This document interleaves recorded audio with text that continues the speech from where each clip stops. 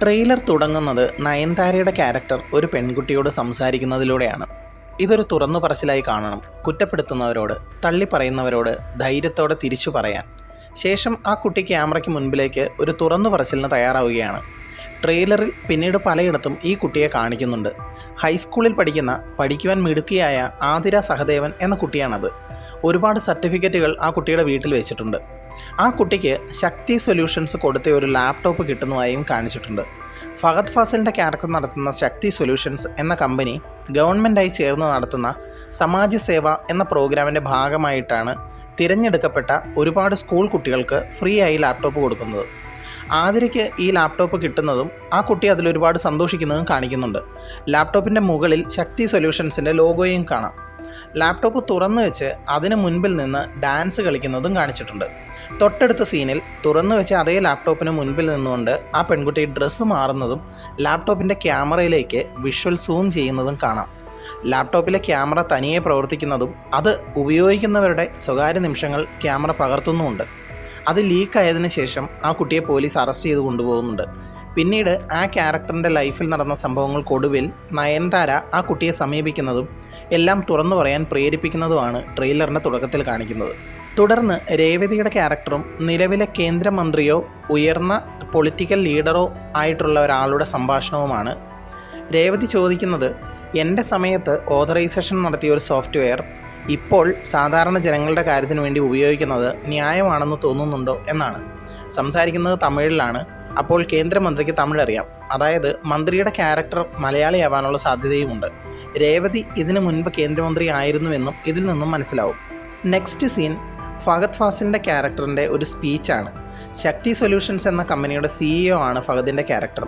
പറയുന്നത് ശക്തി സൊല്യൂഷൻസിൽ നിന്നുമുള്ള അടുത്ത വിപ്ലവകരമായ സേവനം എന്ന് പറഞ്ഞ് സമാജ സേവ ദി സോഷ്യൽ ഇവാലുവേറ്റർ എന്ന പ്രോഗ്രാം പരിചയപ്പെടുത്തുകയാണ്. ഈ സമാജ സേവ എന്ന പദ്ധതിയുടെ ലോഗോ ശ്രദ്ധിച്ചാൽ അതൊരു കണ്ണാണ്. അതുകൊണ്ട് തന്നെ അതൊരു സർവീലിയൻസുമായി ബന്ധപ്പെട്ട, അതായത് ക്യാമറയുമായി ബന്ധപ്പെട്ട ആളുകളെ നിരീക്ഷിക്കുന്ന ഒരു പദ്ധതിയാണെന്ന് മനസ്സിലാക്കാം. ശക്തി സൊല്യൂഷൻസ് നടത്തുന്ന ആ പദ്ധതിയിൽ പങ്കെടുത്തിരിക്കുന്നവർ കൂടുതലും രാഷ്ട്രീയക്കാരാണെന്നും കാണാം. മാത്രമല്ല സമാജ സേവ എന്നത് ശക്തി സൊല്യൂഷൻസ് നൽകുന്ന ഒരു സർവീസ് ആണെന്നും പറയുന്നുണ്ട്. ദി സോഷ്യൽ ഇവാലുവേറ്റർ എന്നതുകൊണ്ട് ഉദ്ദേശിക്കുന്നത് ജനങ്ങളെ 24 മണിക്കൂറും നിരീക്ഷിച്ച് ആളുകളുടെ ജീവിതം മുഴുവൻ നിരീക്ഷിച്ച് അവരെ വിലയിരുത്തുന്ന വലിയൊരു പദ്ധതിയാവാനുള്ള സാധ്യതയുണ്ട്. സമാജ സേവ എന്നാൽ തന്നെ സോഷ്യൽ സർവീസ് അഥവാ സാമൂഹ്യ സേവനം എന്നാണ് അർത്ഥം. ആ ചടങ്ങിൽ വളരെ അഭിമാനത്തോടെ ഇരിക്കുന്ന ആ കേന്ദ്രമന്ത്രിയെയും കാണാം. അടുത്തതായി കാണിക്കുന്നത് ഇംഗ്ലണ്ടിലെ ഡെൻസ്റ്റോൺ കോളേജാണ്. ട്രെയിലറിൽ ഒരാൾ മാത്രമാണ് UK പോകുന്നതായി കാണിച്ചിട്ടുള്ളത്. മമ്മൂട്ടിയുടെ ക്യാരക്ടർ ഡാനിയൽ. ഡെൻസ്റ്റോൺ കോളേജിലേക്ക് പോകുന്നതും ഡാനിയൽ തന്നെ ആവാനുള്ള സാധ്യതയുണ്ട്. അടുത്ത സീൻ മമ്മൂക്കയുടെ ഡോക്ടർ ഡാനിയൽ ജെയിംസിൻ്റെ വ്ളോഗിംഗ് സെറ്റപ്പാണ്. അടുത്ത വീഡിയോ ഷൂട്ട് ചെയ്യുകയാണെന്നും അത് 112ാമത്തെ വ്ളോഗാണെന്നും ഡാനിയൽ പറയുന്നതും കേൾക്കാം. ശക്തി സൊല്യൂഷൻസ് നടത്തുന്ന പൻഡോറ 2025 എന്ന പ്രോഗ്രാമിൽ സംസാരിക്കുന്ന ഡോക്ടർ ഡാനിയലിനെയാണ് അടുത്തതായി കാണുന്നത്. പുറകിലെ ഡിസ്പ്ലേയിൽ പ്രോഗ്രാം കോർഡിനേറ്റർ ആയിട്ടുള്ള ശക്തി സൊല്യൂഷൻസിൻ്റെ ലോഗോ കാണാം. ഈ പ്രോഗ്രാം നടക്കുന്നത് അസർബൈജാനിലാണെന്ന് തുടർന്ന് കാണിക്കുന്ന വിഷ്വൽസിൽ നിന്നും മനസ്സിലാവും. ഇത് അസർബൈജാനിലെ ബാക്കു എയർപോർട്ടാണ്. ഡാനിയലിൻ്റെ ഒപ്പം നടന്നു വരുന്ന ഒരാൾ ഇട്ടിരിക്കുന്ന ടീഷർട്ടിൽ പൻഡോറ 2025 എന്ന പ്രോഗ്രാമിൻ്റെ പേര് കാണാം. അതുപോലെ എയർപോർട്ടിൻ്റെ പുറത്തായി വെച്ചിരിക്കുന്ന സ്റ്റാൻഡി ബാനർ പൻഡോറ 2025 എന്ന സമ്മിറ്റിനെ കുറിച്ചാണ്. ആ സമ്മിറ്റിൽ പങ്കെടുക്കാൻ വന്ന ആളുകളുടെയൊക്കെ ക്യാമറയിൽ നിന്നും ഡാനിയൽ മനഃപൂർവ്വം ഒഴിഞ്ഞു മാറുന്നതും കാണാം. കഴുത്തിലെ ID കാർഡിൽ പേര് വിമതൻ എന്നാണ് കൊടുത്തിരിക്കുന്നത്, ഡാനിയൽ എന്നല്ല. മിക്കവാറും വിളിക്കാതെ എത്തുന്ന ഒരാളായിരിക്കാം ഡാനിയൽ. ഒരു വ്ളോഗർ ആയതുകൊണ്ട് ഡാനിയൽ പ്രശസ്തനാണ്. അതുകൊണ്ടാണ് ആളുകൾ ഫോട്ടോ എടുക്കാനും വീഡിയോ എടുക്കാനും പുറകെ വരുന്നത്. പൻഡോറ 2025 ഡാനിയൽ സംസാരിക്കുന്നത് നിങ്ങളുടെ ഫോണിൽ ഒരൊറ്റ ക്ലിക്ക് എന്ന് മാത്രമാണ്. മൊബൈൽ ഫോണിനെ ഹാക്ക് ചെയ്യുന്നതിനെക്കുറിച്ചും ഡാറ്റ കൈമാറ്റം ചെയ്യുന്നതിനെക്കുറിച്ചും ആയിരിക്കാം പറയാൻ പോകുന്നത്. അടുത്ത ഷോട്ടിൽ കാണുന്നത് ദർശനയുടെ ക്യാരക്ടറിൻ്റെ ഫോണാണ്. അതിൽ ഷോപ്പ് കാർട്ടിൽ നിന്നും വരുന്ന ഒരു മെസ്സേജാണ് കാണുന്നത്. ഹേയ് ജ്യോതി എന്ന് തുടങ്ങുന്ന മെസ്സേജ് പൂർണ്ണമായും കാണിക്കുന്നില്ല. ദർശനയുടെ ക്യാരക്ടറിൻ്റെ പേര് ജ്യോതി എന്നാണെന്ന് ഇതിൽ നിന്നും മനസ്സിലാകും. ഫോണിലെ വാൾപേപ്പർ ദർശനയുടെ ചിത്രമാണ്. കഴുത്തിൽ ശക്തി സൊല്യൂഷൻസിൻ്റെ ലോഗോയുള്ള കമ്പനി ID കാർഡ് കാണാം. ശക്തി സൊല്യൂഷൻസിൻ്റെ ഡാറ്റാ സെൻറ്ററാണ് തൊട്ടടുത്തായി കാണിക്കുന്നത്. വലിയ ഡാറ്റാ സെൻറ്റർ ഉപയോഗിച്ചാണ് സമാജ സേവ എന്ന പ്രോഗ്രാമിലൂടെ കളക്ട് ചെയ്യുന്ന ജനങ്ങളുടെ വിവരങ്ങൾ സ്റ്റോർ ചെയ്യുന്നത്. ഇതേ ഡാറ്റാ സെൻറ്ററിൽ വെച്ച് ഫഹദിൻ്റെയും കുഞ്ചാക്ക ബോബൻ്റെയും ക്യാരക്ടേഴ്സ് തമ്മിലുള്ള ഫൈറ്റും ട്രെയിലറിൽ കാണിച്ചിട്ടുണ്ട്. ഡാറ്റാ സെൻറ്ററുമായി ബന്ധപ്പെട്ട് ജോലി ചെയ്യുന്ന ശക്തി സൊല്യൂഷൻസിലെ ഒരുപാട് സ്റ്റാഫിനെയും കാണിക്കുന്നുണ്ട്. തുടർന്ന് കുഞ്ചാക്കോ ബോബൻ്റെ ക്യാരക്ടറും ദർശനയുടെ ക്യാരക്ടറും ഒരുമിച്ചുള്ള രംഗങ്ങളാണ്. അവർ പാർട്ട്നേഴ്സ് ആണെന്ന് ഇതിൽ നിന്നും മനസ്സിലാവും. ഹണിമൂൺ ട്രിപ്പോ ഔട്ടിങ്ങോ ഒക്കെ ആണെന്ന് തോന്നുന്നു. ചിലപ്പോൾ ഇതൊരു സോങ് സീക്വൻസ് ആവാനുള്ള സാധ്യതയുമുണ്ട്. ഈ രംഗങ്ങളിലൊക്കെ ദർശനയുടെ ക്യാരക്ടർ മൊബൈൽ ഫോൺ കൊണ്ട് കുഞ്ചാക്കോ ബോബന് ഒരുമിച്ചുള്ള എല്ലാ സിറ്റുവേഷൻസും റെക്കോർഡ് ചെയ്യുന്നത് കാണാം. കടലിലും കരയിലും ഒക്കെ അവർ ഒരുമിച്ചുള്ള സകല സന്ദർഭങ്ങളും മൊബൈലിൽ റെക്കോർഡ് ചെയ്യുന്നുണ്ട്. ഒന്നെങ്കിൽ ദർശനയുടെ ക്യാരക്ടർ ജ്യോതി മൊബൈൽ അഡിക്റ്റ് ആയിരിക്കും, അല്ലെങ്കിൽ കുഞ്ചാക്കോ ബോബൻ്റെ എന്തെങ്കിലും രഹസ്യങ്ങൾ ചോർത്താൻ വേണ്ടി ചെയ്യുന്നതും ആവാം. ദർശനയുടെ കയ്യിലെ ഫോൺ വിവോ Y28 എന്ന മോഡലാണ്.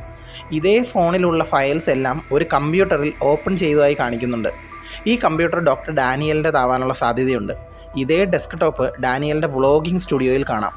മാത്രമല്ല അതിൽ പ്ലേ ചെയ്യുന്ന വീഡിയോയിലും ഫോൾഡറിൽ കാണുന്ന ഫയലിലും കുഞ്ചാക്കോ ബോബൻ്റെ ലാപ്ടോപ്പിൻ്റെ സ്ക്രീൻ മനഃപൂർവ്വം റെക്കോർഡ് ചെയ്യുന്നത് പോലെ തോന്നുന്നുണ്ട്. ദർശന കുഞ്ചാക്കോ ബോബൻ്റെ കൂടെ കൂടുന്നത് എന്തൊക്കെയോ വിവരങ്ങൾ അടിച്ചു മാറ്റാനാണ്. ശേഷം അതേ ഫോൺ കുഞ്ചാക്കോ ബോബൻ ഒരു മൈക്രോവേവ് ഓവനിൽ വെക്കുന്നതായി കാണിക്കുന്നുണ്ട്.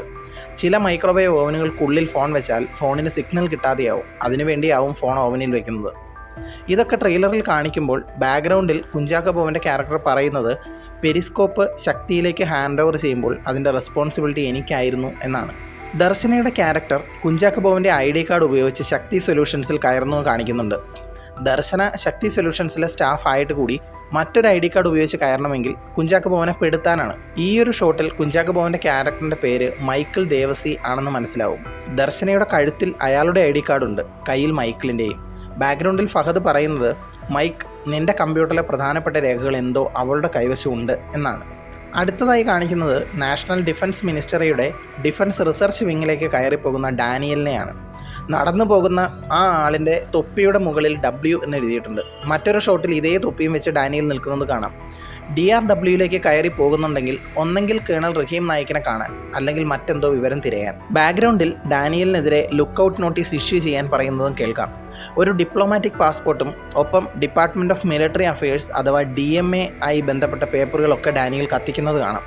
തെളിവുകൾ നശിപ്പിക്കുന്നതാവാം. ഒഫീഷ്യൽ ഡ്യൂട്ടിക്കായി ഇൻ്റർനാഷണൽ ട്രിപ്പുകൾ പോകാൻ വേണ്ടി ടോപ്പ് ഗവൺമെൻറ് ഓഫീസർമാർക്ക് ഇന്ത്യൻ സർക്കാർ അനുവദിച്ചു കൊടുക്കുന്ന പാസ്പോർട്ടാണ് മെറൂൺ കളറിലുള്ള ഇന്ത്യൻ ഡിപ്ലോമാറ്റിക് പാസ്പോർട്ട്. അപ്പോൾ ഡാനിയൽ ജെയിംസ് ഒരു ഉന്നത ഗവൺമെൻറ് ഓഫീസർ ആയിരുന്നു എന്ന് ഉറപ്പിക്കാം. ലുക്കൌട്ട് നോട്ടീസ് പുറപ്പെടുവിച്ചതിന് ശേഷം ഇന്ത്യയിൽ നിന്നും UK പോകാനാണ് ഡാനിയലിൻ്റെ പ്ലാൻ. അതിനായി ഇന്ത്യയിൽ നിന്നും നേപ്പാളിലേക്ക് കടന്നു. ശേഷം അവിടെ നിന്നും UK പോകാനാണ് പ്ലാൻ. UK വിസയിൽ അടിച്ചു കൊടുക്കുന്ന സീൽ നേപ്പാൾ ഇമിഗ്രേഷൻ്റെയാണ്. പിന്നീട് കാണിക്കുന്നത് അസർബൈജാനാണ്. ഇത് അസർബൈജാൻ ബാക്കു എയർപോർട്ടിൻ്റെ ഉൾഭാഗമാണ്. ഈ പെട്ടിയുമായി പോകുന്നത് ശക്തി സൊല്യൂഷൻസിലെ സ്റ്റാഫാണ്. അവരുടെ ഈ പെട്ടിക്കുള്ളിൽ എന്തോ വില പിടിച്ച വസ്തുക്കളാണ്. മിക്കവാറും ഡാറ്റ സ്റ്റോർ ചെയ്തിരിക്കുന്ന ഡിസ്കുകളോ മറ്റോ ആവും. ഇതേ എയർപോർട്ടിൽ തന്നെയാണ് ഡാനിയലിനെയും കാണിക്കുന്നത്. പിന്നീട് കാണിക്കുന്നത് 2 മീൻപിടുത്തക്കാരെയും അവരുടെ ബോട്ടിനെയും നടുക്കടലിലാണ്. ഒരു ഫ്ലെയർ ഗണ്ണിൽ നിന്നുള്ള വെടി കണ്ട് തിരിഞ്ഞു നോക്കുകയാണവർ. ട്രെയിലറിൻ്റെ അവസാനം അത് ഡാനിയലായിരുന്നു എന്ന് മനസ്സിലാവും. നടുക്കടലിൽ ഡാനിയൽ വീഴണമെങ്കിൽ വിമാനത്തിൽ നിന്ന് താഴേക്ക് ചാടിയതോ പാരച്യൂട്ട് വഴി എത്തിയതെന്നോ അല്ലെങ്കിൽ മറ്റൊരു ബോട്ട് തകർന്നു വീണതോ ആവാം. നയൻതാരയുടെ ക്യാരക്ടർ ഒരു അഡ്വക്കേറ്റ് അല്ലെങ്കിൽ ജഡ്ജി ആവാനുള്ള സാധ്യതയുണ്ട്. അവരുടെ മുറിയുടെ പുറകിലായി ഒരുപാട് നിയമപുസ്തകങ്ങളുണ്ട്. സെറീൻ ഷിഹാബിൻ്റെ ക്യാരക്ടർ നയൻതാരയെ കാണുമ്പോൾ കയ്യിലൊരു ബാഗുണ്ട്. അത് ഡാനിയലിൻ്റെ ബാഗാണ്. അതിലുള്ളത് മിലിറ്ററി ഗ്രേഡ് ലാപ്ടോപ്പ് ആണെന്ന് തോന്നുന്നു. അത് തുറന്നു കാണിക്കുന്ന രംഗമാണിത്. അസർബൈജാനിൽ വെച്ച് സെറീൻ ഷിഹാബിൻ്റെ ക്യാരക്ടറിൻ്റെ കയ്യിൽ ഡാനിയലിൻ്റെ ബാഗും അതിനുള്ളിലെ മിലിറ്ററി ഗ്രേഡ് ലാപ്ടോപ്പും കൊടുത്ത് നയൻതാരയുടെ ക്യാരക്ടറിൻ്റെ അടുത്തേക്ക് പറഞ്ഞു വിട്ടിട്ടുണ്ടാവും. ആ ലാപ്ടോപ്പിലേക്ക് നോക്കി നയൻതാര ഞെട്ടുന്ന രംഗവും ട്രെയിലറിൻ്റെ അവസാനം കാണിച്ചിട്ടുണ്ട്. ഡാനിയലിനെ ആരോ സഹായിക്കുന്നുണ്ട് എന്ന് ഫഹദ് പറഞ്ഞതിന് ശേഷം അങ്ങോട്ട് ട്രെയിലറിൽ മോഹൻലാലിൻ്റെ ക്യാരക്ടറിൻ്റെ ഷോ ഓഫാണ്. കേണൽ റഹീം നായക് നാഷണൽ ഡിഫൻസിലെ ട്രെയിനിങ് ക്ലാസ് എടുക്കുന്നതും ഡെൻഡൻ ജൂനിയറിൻ്റെ സ്ലൈഡ് കാണിക്കുന്നതും ട്രെയിലറിൽ കാണിക്കുന്നുണ്ട്. ഇതിനെക്കുറിച്ചുള്ള കൂടുതൽ ഡീറ്റെയിൽസ് ആദ്യത്തെ ടീസർ ഡീകോഡിംഗ് വീഡിയോയിൽ പറഞ്ഞിട്ടുണ്ട്. കാണാത്തവർ കാണുമെന്ന് കരുതുന്നു. ചാനലിൽ അവൈലബിൾ ആണ്. കേണൽ നായിക്ക് സൈക്കിൾ ചവിട്ടി പോകുന്ന ഷോട്ടിൽ നിന്നും കേണലിൻ്റെ വലതുകാൽ നഷ്ടപ്പെട്ടുവെന്നും യന്ത്രക്കാലാണ് വെച്ചിരിക്കുന്നതെന്നും കാണാം. ഡാനിയലിനെ അന്വേഷിച്ചെത്തുന്നവരും കേണലും തമ്മിലുള്ള ഫൈറ്റാണ് പിന്നീട് കാണുന്നത്. അത് നടക്കുന്നത് കേണലിൻ്റെ വീട്ടിലാണ്. ഇതൊരു സ്ലൈഡിംഗ് ഡോറാണ്. ഇത് തുറന്നാണ് കേണൽ വില്ലന്മാരെ വെടിവെക്കുന്നത്. ഈ ഷോട്ടിൽ എല്ലാവരും വെടിവെക്കുന്ന ആ ഡോറിന് നേരെയാണ്. പക്ഷേ ആ സമയത്ത് അത് ക്ലോസ്ഡ് ആണ്. ഇതിനുശേഷം റോഡിലൂടെയുള്ള റേസിങ്ങും വെടിവെപ്പുമാണ്. തിയേറ്ററിൽ ഏറ്റവും അധികം ആവേശം ഉണ്ടാക്കാൻ പോകുന്ന സീനുകളിൽ ഒന്ന് ഇതായിരിക്കും. ഇക്കയും ഏട്ടനും ഒരുമിച്ച് വരുന്ന തീ പാർന്ന ആക്ഷൻ. പിന്നീട് കാണിക്കുന്നത് മൈക്കിളും കേണലും കൂടി കടലിലേക്ക് പോകുന്നതാണ്. അത് ഡാനിയലിനെ രക്ഷിക്കാനാണ്. നേരത്തെ വിമാനത്തിൽ നിന്നും താഴെ ചാടി മീൻ പിടിക്കുന്നവരുടെ ബോട്ടിൽ കയറിയ ഡാനിയലിനെ അന്വേഷിച്ചാണ് ഇവരുടെ പോക്ക്. അവസാനം ശക്തി സൊല്യൂഷൻസിൻ്റെ ഡാറ്റാ സെൻറ്റർ തകർക്കാനുള്ള ശ്രമത്തിനിടയിൽ ഫഹദിൻ്റെയും കുഞ്ചാക്കോ ബോബൻ്റെയും ക്യാരക്ടേഴ്സ് തമ്മിലുള്ള ഫൈറ്റ്. ഇതിനിടയിൽ കുഞ്ചാക്കോ ബോബൻ്റെ ക്യാരക്ടർ എനിക്ക് പ്രായശ്ചിത്തം ചെയ്യണം എന്ന് പറയുന്നത് കേൾക്കാം. അതിനർത്ഥം ശക്തി സൊല്യൂഷൻസിൽ ചേർന്ന് ചെയ്തു കൂട്ടിയ തെറ്റുകൾക്ക് പ്രായശ്ചിത്തം ചെയ്യണം എന്നാണ്. അതായത് കമ്പനിക്കെതിരെ തിരിയുമെന്നർത്ഥം. ഈ ഷോട്ടിൽ കാണിക്കുന്നത് ഫഹദിൻ്റെ ചെറുപ്പകാലം ആവാനുള്ള സാധ്യതയുണ്ട്. തുടക്കം മുതലേ കാണിക്കുന്ന രാജീവ് മേനോൻ്റെ ക്യാരക്ടറായ പവർഫുൾ പൊളിറ്റീഷ്യൻ്റെ മകനാണ് ഫഹദ്. ജനങ്ങളൊക്കെ കൂടി ശക്തി സൊല്യൂഷൻസ് തകർക്കാൻ ശ്രമിക്കുന്നതും ഒരു കലാപവും കാണിച്ചിട്ടുണ്ട്. ഈ കാണുന്ന ലോഗോ ശക്തി സൊല്യൂഷൻസിൻ്റേതാണ്. ഈ ഷോട്ടിൽ ഫൈറ്റർ ജെറ്റുമായി ഫഹദ് പോകുന്നത് കടലിന് മുകളിലൂടെയാണ്. അത് മിക്കവാറും വിമാനത്തിൽ നിന്നും ഡാറ്റ ബോക്സുകളുമായി കടലിലേക്ക് ചാടിയ ഡാനിയലിനെ തിരഞ്ഞാവും.